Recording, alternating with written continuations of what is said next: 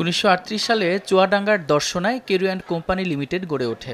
দেশ স্বাধীনের পর থেকে মিলটি পরিচালনা করছে বাংলাদেশ চিনি ও খাদ্য শিল্প কর্পোরেশন। কারখানা বাদে অন্য বিভাগ থেকে প্রতি বছর কোটি কোটি টাকা মুনাফা করছে মিলটি। কারখানায় আখ মাড়াই ও চিনি উৎপাদন এখনও চলছে ম্যানুয়াল পদ্ধতিতে। অটোমেশন করতে BMR of Carew and company limited নামের একটি প্রকল্পের আওতায় ২০১২ সালের জুলাই থেকে শুরু হয় আধুনিকায়নের কাজ।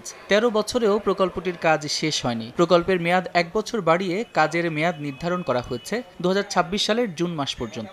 ১৩ বছর ধরে কাজটা চলছে, এখনো পর্যন্ত কাজ শেষ হয়নি। কোটি কোটি টাকা যন্ত্রপাতি বাইরে পড়ে আছে। এত বছর ঠেলাঠেলির পরে যদি শেষ পর্যন্ত কাজে রূপান্তরিত না হয় তাহলে ধরা যায় এটা ফেল প্রজেক্ট। তাদের টার্গেট আছে এইবার শুরু করবে। প্রজেক্টটা যদি চালু হয় তাতে আমাদের এই অঞ্চলের মানুষের ভাগ্য উন্নতি হবে। প্রকল্পের মেয়াদ বেড়েছে ৭ বার, বেড়েছে খরচও। গেল মার্চে হয়েছে শুধু ওয়াটার ট্রায়াল রান। BMTF কর্তৃপক্ষ যিনারা এই কাজটা করতেছেন ওনাদের প্রতিনিধি এবং উত্তম এনার্জির প্রতিনিধি আছেন, এনারাই এই কাজটা তদারকি করছেন।